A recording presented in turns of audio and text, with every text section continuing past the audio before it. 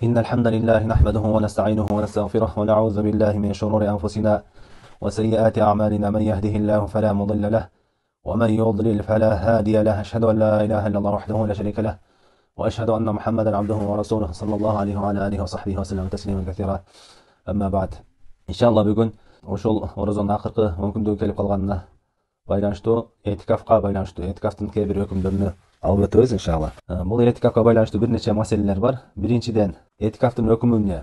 Этикафтын өкүмү бул сүннөт. Сүннөт экендигине Бухари Муслимде келген хадисте Айша энебиз риваят кылат. Пайгамбар саллаллаху алейхи вассалам эгерде акыркы 10 күндүк келген болсо, этикаф кылат эле. Жана ошондой эле пайгамбар саллаллаху бул далилдерден буга Бухари Муслимде келген хадисте Айша энебиз риваят кылат. Пайгамбар саллаллаху алейхи вассалам эгерде ошо оразанын акыркы 10 күндүк келсе, этикафка кирет эле. Жана Пайгамбарыбыз өткөндөн кийин анын аялдары дагы андан кийин этикаф кылышты деди. Демек бул этикафтын өкүмү сүннөт. Пайгамбар саллаллаху алейхи вассалам этикаф кылып жүргөн жана Пайгамбар саллаллаху алейхи вассаламдын аялдары этикаф кылган бул Аллах Таалага сүйкүмдүү болгон жакшы амалдардан. Этикафтын мааниси эмне? Этикафтын мааниси бул адам баласы ошол мечитке Аллах Таалага ибадат кылуу үчүн мечитте отуруп, бөлүнүп, ниети менен кирип, ошондой ибадат кылуусу да, белгилүү бир убакыттарда. Негизинен бул этикафтын данышмандуулугу мындай этикафтын негизги себептери эмне дегенде алымдар айтышат. Бул хикмат эмне? Этикафтын хикматы эмне десе айтышат. Адам ошо жүрөгү бул дүйнөдөн үзүлүп, махлукаттарга болгон, адамдарга болгон байланыштардан үзүлүп, жүрөгүнү Аллах Таала менен байлоосу. Аллах Таалага гана берилүүсү, Аллах Таалага гана жалбаруусу. Тагыраак айтканда ошол бардык жүрөгү менен Аллах Таалага берилип ибадат кылуусу. Пайгамбарыбыз саллаллаху алейхи вассалам ушул акыркы 10 күндүктүн фазилети өтө чоң болгондуктан, жана ошондой эле ошол акыркы 10 күндүктө түндөрүндө Кадыр түн кечеси бар болгондуктан, оразанын акыркы 10 күндүктөрүнү баарын этикаф кылчу. Жана Пайгамбарыбыздан кийин аялдары да этикаф кылчу. Ошол күндөрүнө жүрөгү менен Аллах Таалага берилип, бардык бул дүйнөнүн алек кыла турган нерселерине эсептелет. Кээ бир алымдар айтат, азыркы күндө чыныгы этикаф, шарият талап кылган этикаф деген бул элдин арасында жок болуп кеткен сыяктуу дейт да. Мындайча айтканда сунна махжура, ташталып калган сыяктуу дейт. Азыркы күндө этикафтарды кээ бир алымдар айткан, этикаф батталин, мындайча айтканда жалкоолордун, бекерчилердин этикафы деп атап коюшкан да. Неге десе, этикафка отурганда чогулуп, достор чогулуп отуруп алышып, ошол жерде тамак жешип, сүйлөшүп, кечке ошондой менен өткөрөт. Этикафка отурганда өзүнө кызыктуу болгон жамаатты тапкан аракет кылат. Ошолор менен этикаф кылсак жакшы сүйлөшүп отурабыз, бирге зерикпейбиз деген.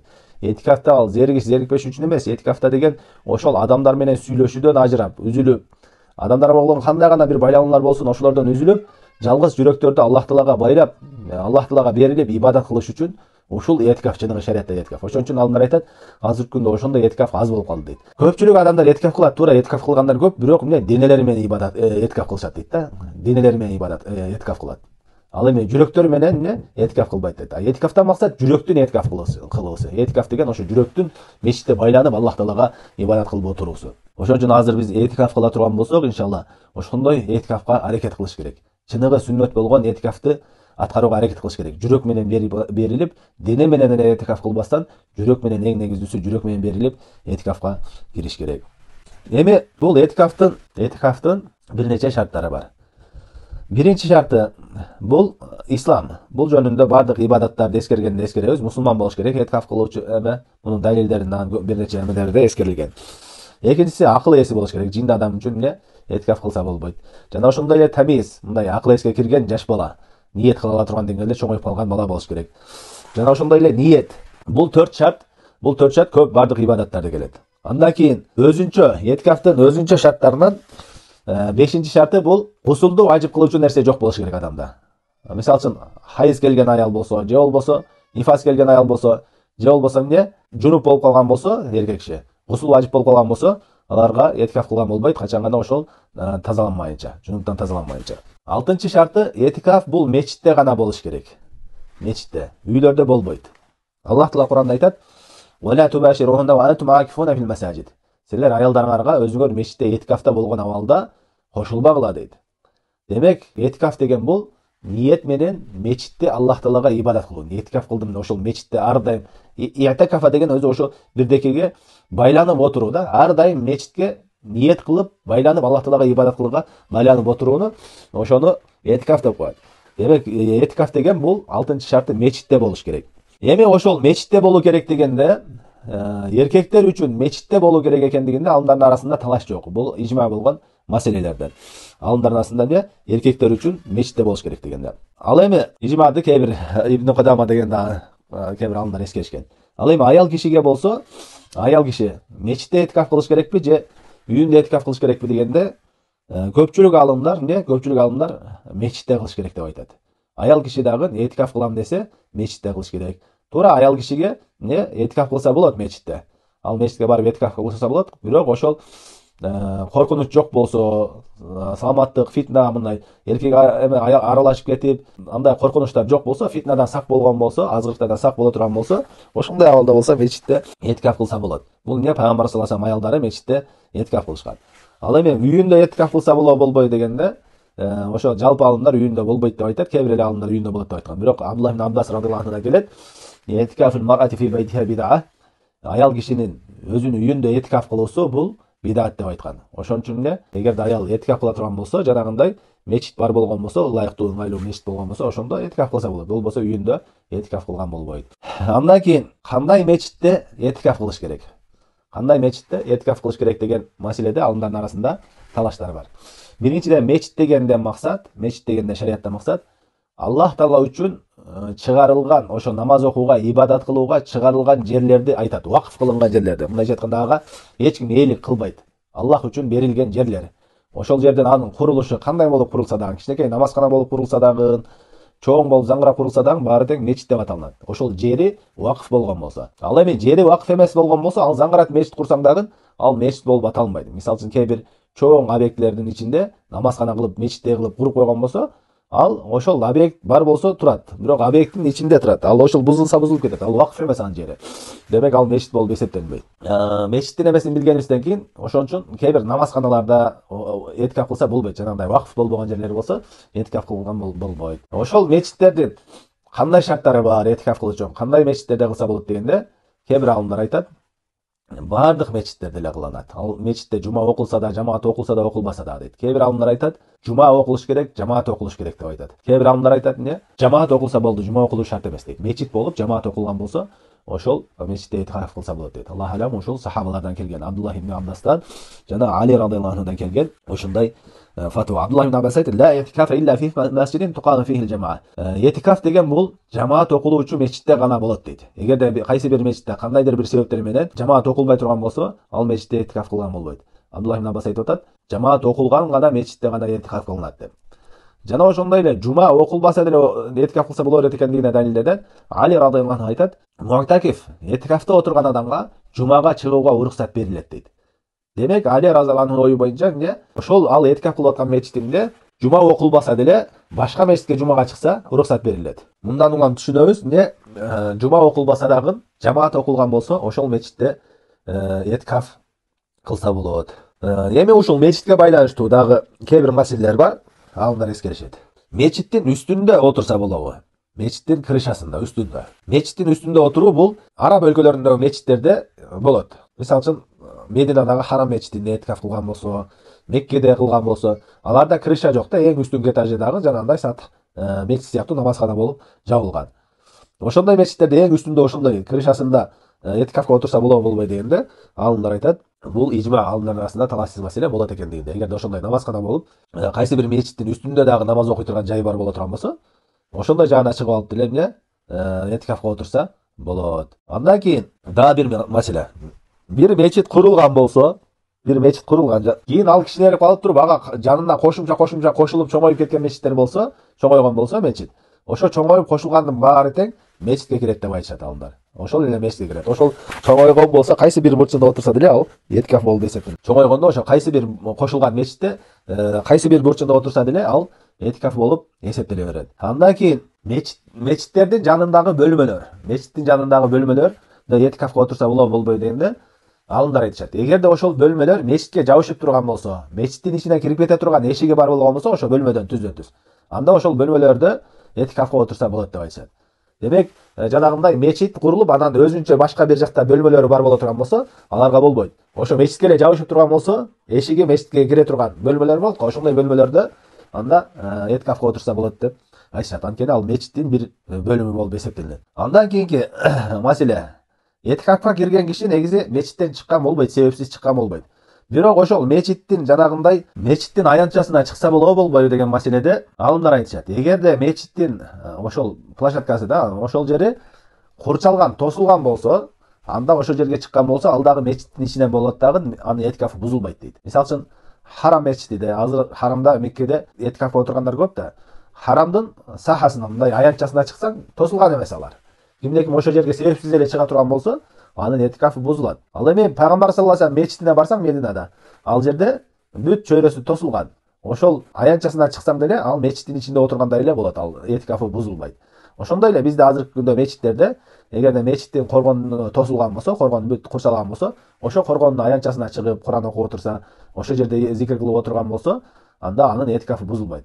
Ал эми мисалы үчүн кээ бир мечиттер бар, аянтчасы тосулган эмес, бир эле общий эле тосулган, башка объекттер менен кошулуп тосулган жерге курулган, ал мечиттин өзүнчө аянтчасы жок да, тосулган. Андай жерге чыга турган болсо, этикафы бузулат. Бул 6-чы шартына байланыштуу, ошол мечитте болуш керек деген маселеге байланыштуу, кандай мечитте жана мечиттин кандай жерлеринде отурса болот деген маселе. Андан кийинки 7-чи шарты этикафтын. 7-чи шарты сөзсүз түрдө этикаф кылуучу киши орозо болуш керек. Бул Абдуллах ибн Аббас радыйаллаху анхудан жана ошондой эле Айша энебизден жана Абдуллах ибн Омар деген сахабалар ушундай фатва беришкен. Орозо эмне этикаф кылуучу адам сөзсүз түрдө орозо кармаган абалда этикаф кылыш керек деп. Кийинки маселе этикафтын убактысы. Убактысында чек барбы, жокпу? Биринчисинде көп убактысында алымдар айтат, канчалык көп отуруш керек дегенде, ал нерседе чеги жок. Бир адам 1 ай отурса дагы болот, 2 ай канча колунан келсе этикаф отура берсе, ал чеги жок көптүгүндө. Бул эмне? Алымдардын арасында талашсыз болгон маселелерден, ижма болгон маселелерден. Ал эми экинчи маселе азында чек барбы, жокпу дегенде, бул маселеде дагы сахабалардан келген фатва кандай? Азында дагы чек жок. Азында бир адам мечитке барып 1 саат отурса дагы, этикаф кылга турган болсо, 1 саат этикаф кылса дагы болот. Аз гана убакыт этикаф кылса дагы болот. Буга далилдерден Я'ла ибн Аби Умайя деген сахаба келген, ошол мен мечитте бир аз убакыт отурам, ошондой этикафты ниет кылам деген да. Аз гана убакыт эле этикаф ниет кылып отурам деген. Демек, азында дагы чек жок. Канча убакыт болсо дагы этикаф кылса болот. Бирок бир маселе бар бул жерде. Ошол аз убакыт этикаф кылам дегенде, адам ошол этикаф үчүн ниет менен чыгыш керек өзү. Үйүнөн баратканда мен азыр мечитке барып 1 саат этикаф кылайын деп, кылып келейин деп ниет кылып барып, отуруп этикаф кылып ибадат кылып келсе болот. Бирок ар бир намазга чыккан сайын, мечитке кирген сайын эле этикафты ниет кылып коеюн десе болбойт. Ал бидат болуп эсептелинет, Андай жок. Демек, этикафка өзүнчө ниет менен болуш керек. Атайын ошо этикаф үчүн барып, мечитке этикаф үчүн барсаң, аз убакытка болсо дагы ниет кылып отурса болот. Бирок ар бир барган сайын, намазга барган сайын, башка бир себептер менен барган сайын этикафты ниет кылып коеюн десең, анда болбойт. Андан кийинки маселе, этикафты бузуучу амалдар. Кайсы нерселер этикафты бузат дегенде, эң биринчиси хуруж минал масжид, ошол мечиттен чыгуу. Мечиттен себепсиз, зарылдыксыз жөн эле чыгуу. Алымдар айтышат, аз гана убакытка болсо дагы, жөн эле этикафта отурган адам бар 1-2 мүнөт эшикке жөн эле себепсиз чыга турган болсо, анын этикафы бузулат деп айтышат. Бул алымдардын арасында талашсыз болгон ижма маселелерден. Ибн Кудама, Ибн Музир деген бир нече алымдар эскеришкен. Анткени этикафтан максат ошол мечитке ибадат үчүн байланып отуруу, ушул этикафтын негизги максаты. Аллах Таалага ибадат кылуу үчүн мечитте байланып чыкпай отуруу, ошол этикаф да. Ал эми андан чыга турган болсоң, ошол этикафка карама-каршы иш кылган болсуң. Бухари Муслимде келген хадисте Айша энебиз айтат, пайгамбарыбыз саллаллаху алейхи вассалам мечитте этикафта отурганда, ал мечиттен эч качан чыкчу эмес, бир гана кажет, муктаждык үчүн гана чыкчу дейт. Зухри рахимахуллах ошол хадистин тафсиринде, чечмелөөсүндө муктаждыктан максат ошо дарат өтөгөнө, кажетин өтөгөнгө чыкчу дейт. Андан башка нерселерге чыкчу эмес деген мааниде. Демек, зарылдык болгон нерселерге гана чыгат. Жөн гана себепсиз чыга турган болсо, анын этикафы бузулат. Ал эми экинчи бузуучу нерсе, этикафты экинчи нерсе бузуучу, бул мечиттен чыгууну ниет кылуу. Мындайча айтканда, этикафты бузууну ниет кылуу. Болду, мен мечиттен чыгып кетем деп ниет кылдыңбы? Ал ниет менен этикаф бузулат. Ошо чыгууну ниет кылган болсоң. Анткени этикафтан максат мечитте ниет менен отуруу. Ошол ниетиңди бузган болсоң, анда этикафың бузулат. Этикафты бузуучу үчүнчү амал бул аялдарга кошулуу. Кайсы бир адам ошондой мечиттин жанындагы бөлмөлөрдө этикафка отурган болсо, аялы зыяратка барып калган болсо, кошулуп койсо, ал этикафы бузулат. Же болбосо үйүндө тамак ашты, этикаф кылган адам үйүндө тамак ашын жесе болот да, ошо тамак аш жеген келген кезде аялы менен кошулуп кое турган болсо, анын этикафы бузулат. Аллах Таала Куранда айтат: "Ва ла тубашируна ва антум акифуна фил масаджид." Силер мечитте этикафта отургандарда аялдарыңарга кошулбагыла dedi. Бул да агалдар арасында талашсыз болгон ижма маселелерден. Төртүнчү нерсе, этикафты бузуучу төртүнчү амал бул аял менен кошулбаса дагы, бирок жакындоо, кандайдыр бир жакындоо иштерди кылды, өпкүлөдү, ошентип уругу чыгып кеткен болсо, эркектин дөөлүгү уругу чыга турган болсо, анда дагы этикафы бузулат. Анткени ал тиги шахватын кандырып атат. Ошон үчүн этикаф аны бузулат. Бешинчи этикафты бузуучу нерсе бул ридда. Алла сактаган болсун. Кимде-ким динден кайтып кете турган болсо, динден чыгаруучу бир амалды кылып кое турган болсо, ал менен этикафы бузулат. Аллах Таала Куранда айтат: "Ла ин ашрактара яхбатан амалук." Эгерде сен ширк кылган болсоң, амалдарың жараксыз болот дейт. Ошо амалдардын ичиге этикаф дагы кирет. Андан кийин алтынчы бузуучу нерсе бул сукр деп коет. Алар мас кылуу. Эгерде мас кылуучу нерсе ичип алып мас болуп кала турган болсо, этикафта отурган адам, анда анын этикафы бузулат. Анткени ал мас киши ал ниетти билбейт да, ниетин унутуп калат. Ошон үчүн ниети бузулат. Ошол себептен ал дагы этикафты бузат. Ал эми этикафты күнөөлөр бузабы бузбайбы, күнөө иштер дегенде гыйбат кылуу, ушак кылуу деген сыяктуу. Кээ бир алымдар ошол гыйбат кылуу, ушак кылуу, ошондой нерселер дагы бузат деп айтышкан. Бирок туурабы Аллах алам, ал этикафты бузуучу нерселерден эмес, ошондой болсо да ал болбой турган чоң күнөөлөрдөн. Негизи этикафта эмес, жөн учурда дагы гыйбат бул чоң күнөө. Ал эми этикафта ошол улуг күндөрдө отуруп алып гыйбат кылган бул өтө жаман нерсе. Азыркы күндө кээ бир этикафтар ошондой да, балдар өздөрүнө жаккан адамдар менен отуруп алып, сүйлөшүп, ушак кылышып отургандар көп да этикафта. Жана башында айтып өткөндөй эле, этикафтары дене менен эле да, жүрөк менен эмес. Чыныгы этикаф эмне болуш керек? Жүрөк менен Аллах Таалага берилип, ибадатка берилип, ибадат кылуу менен болуш керек. Андан кийин этикафка байланыштуу негизги кээ бир маселелер. Биринчи маселе, этикафта мечитте отурган адам үчүн кайсы нерселерге мечиттен чыкса болот? Кайсы нерселер үчүн чыкса болот деген маселе. Биринчиден, зарыл болгон нерселерге баарына чыкса болот, зарылдык нерселерге. Ал зарылдык кайсы десе, хажетин өтөө, дара алуу үчүн, дара тушатуу үчүн ушундай нерсеге ал сөзсүз чыкса болот мечиттен. Жана коксу, мечитте уктаганда жунуп болуп калса, жуунуш үчүн, ошолсуз болбой турган болсо, демек ал нерсеге чыкса болот.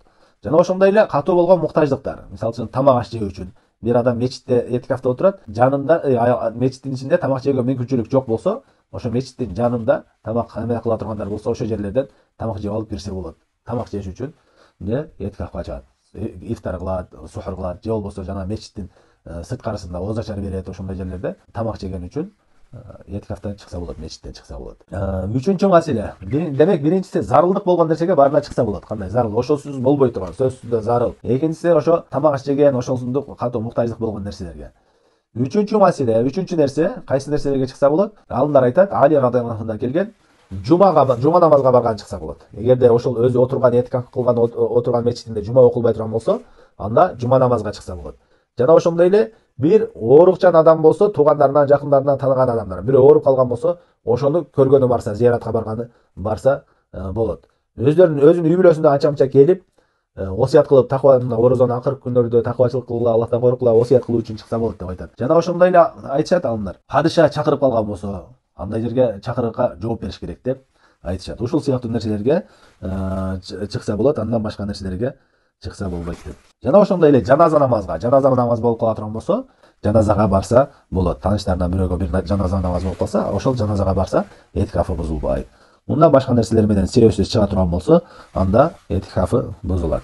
Андан кийинки маселе, кимде-ким акыркы 10 күндүктү этикаф кылуу ниет кыла турган болсо, акыркы 10 күндүктү ниет кыла турган болсо, ошол этикафын кайсы убакыттан баштайт? Качан кириш керек этикафка дегенде, алымдардын арасында эки ой бар. Биринчи ой боюнча айтат, орозонун 21 күнү эртемен фажырды окуганда кириш керек дейт. Ошол убакыттан баштап кириш керек дейт. Буга далил Пайгамбар саллаллаху алейхи ва саллям Айша назарат кылат. Пайгамбар саллаллаху алейхи ва саллям ошол 21 күнү, акыркы 10 күндү келгенде фажырды окугандан кийин өзүнүн этикаф кылган жайына кирип кетчү дейт. Бул биринчи ой. Экинчи ой боюнча алымдар айтат, жок, эгерде кимде-ким 10 күндү толук этикаф кылуу ниет кыла турган болсо, анда ал 20 күнү кечинде күн баткандан кийин кирип кетиш керек дейт.